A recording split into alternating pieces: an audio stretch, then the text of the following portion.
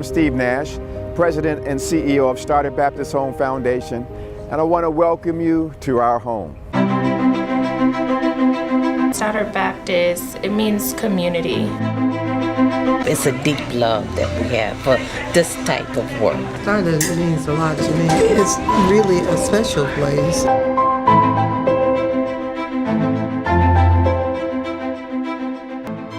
I love it. They take care of you. Very family oriented. When you come in, it looks like home. We're small, but we're like family.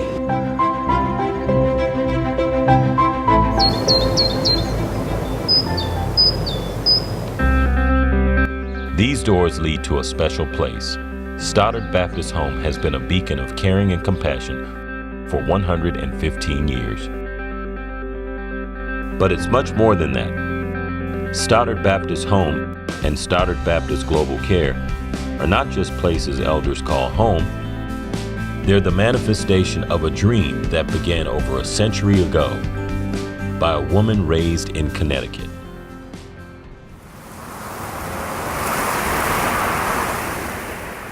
Welcome to Seymour, Connecticut. This small town just northwest of New Haven is home to Trinity Cemetery. It is also the final resting place for Maria Teresa Stoddard. Surreal. It just feels surreal to me. We've uncovered a very important cornerstone in our foundation. Maria Stoddard was born here in 1825. The youngest daughter of Abram and Eunice Stoddard, Abram was a descendant of English elites and settled in Seymour in the early 1800s. He graduated from Yale. His ancestors in Boston graduated from either Harvard or Yale. They were very well-educated people. Two of Abram's sons studied law, the other medicine. Maria, like many women of that era, was not afforded the same educational opportunities.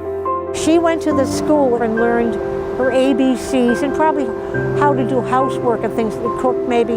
She learned the things a young lady would learn. She never married and had no children.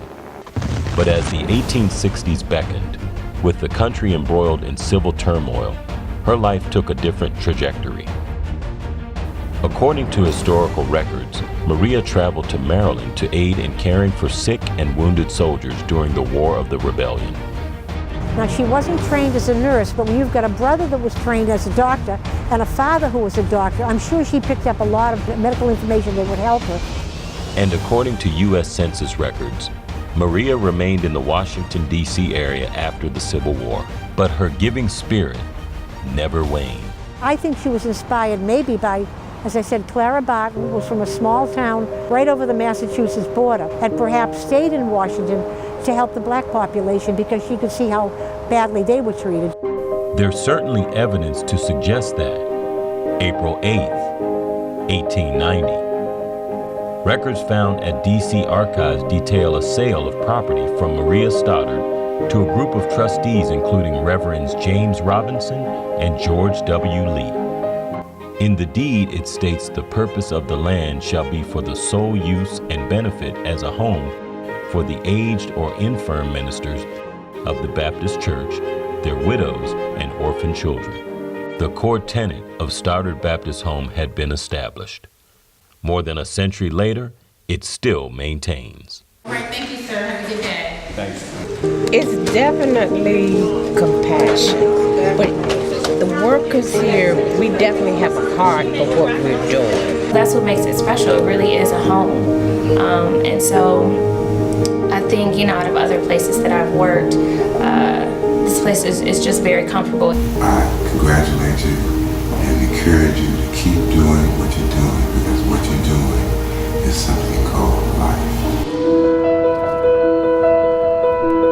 It's an honor to know a little bit more about her, and so when we're in the community, we can kind of paint a clearer picture of who this woman was. This was very important to us as an organization to kind of get a feel of this, to touch it, feel it, experience, know who she is, and go back to that historical links. And that will help us move this legacy through history.